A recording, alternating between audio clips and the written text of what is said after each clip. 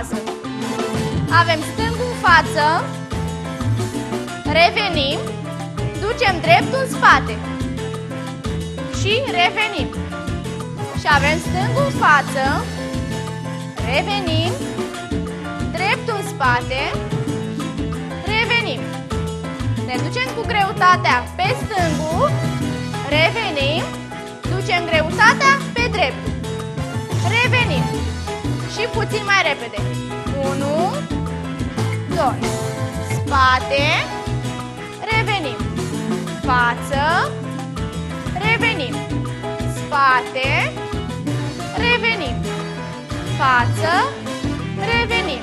Puțin mai repede, revenim, față, revenim, dreptul, revenim, stângul, revenim, dreptul, revenim.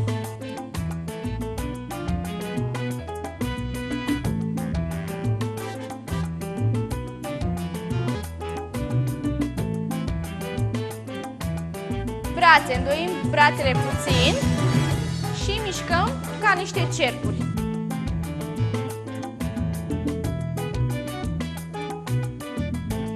Puțin mai repede.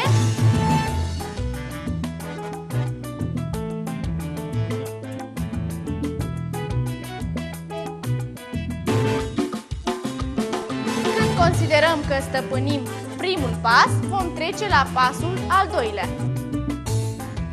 Și avem stâng, lateral, la loc. Și drept, lateral, la loc. Stâng, lateral, la loc. Drept, lateral, la loc. Stâng, lateral, la loc. Drept, la loc. Stâng, la loc. Drept, la loc. Stâng, la loc. Drept, la loc. Stâng, la loc, drept, la loc. Brațele au aceeași mișcare ca la primul pas.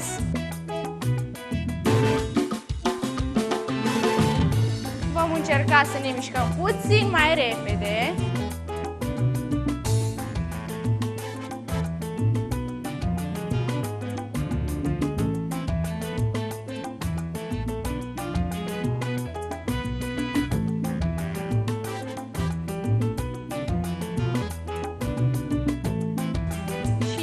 Mai repede.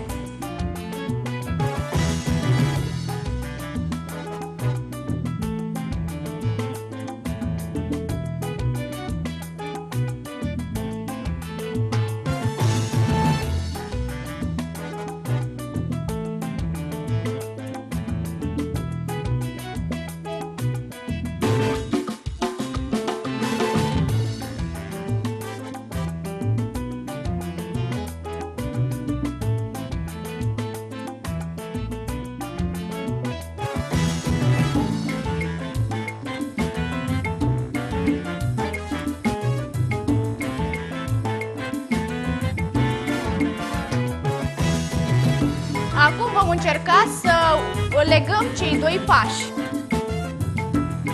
Și începem stâng, la loc și drept, la loc și stâng, la loc și drept, la loc.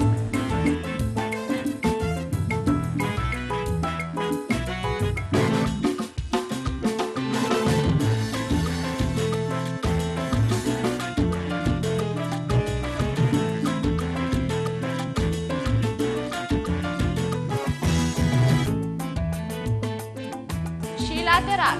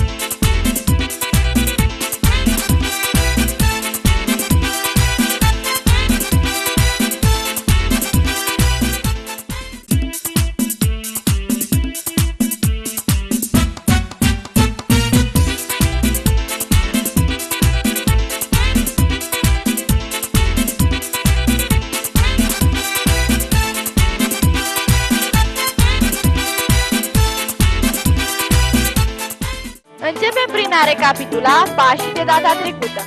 Și avem stâng în față, la loc, drept în spate, la loc și stâng, la loc, drept, la loc și stâng, la loc și drept, la loc.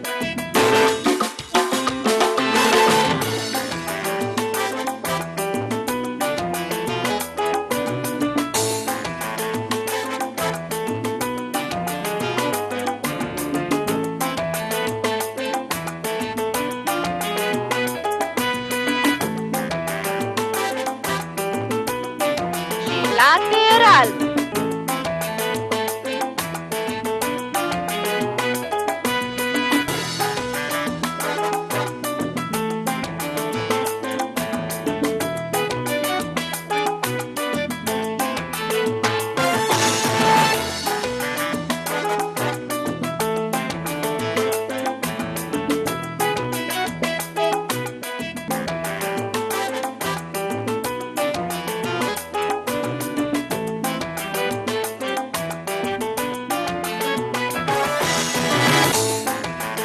Acum că ne-am reamintit pașii de data trecută, putem trece la următorii pași de salsa.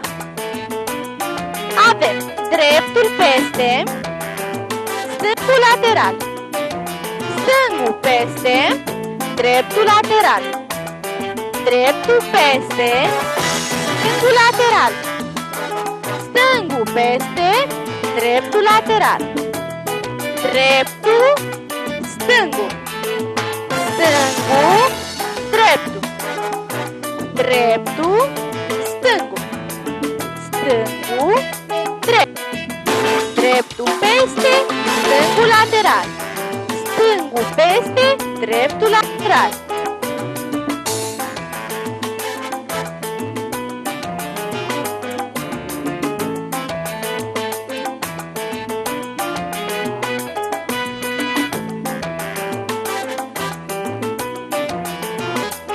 Mai repede.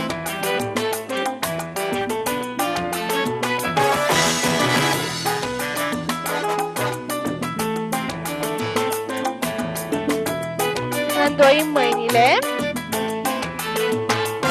și le mișcăm și puțin mai repede.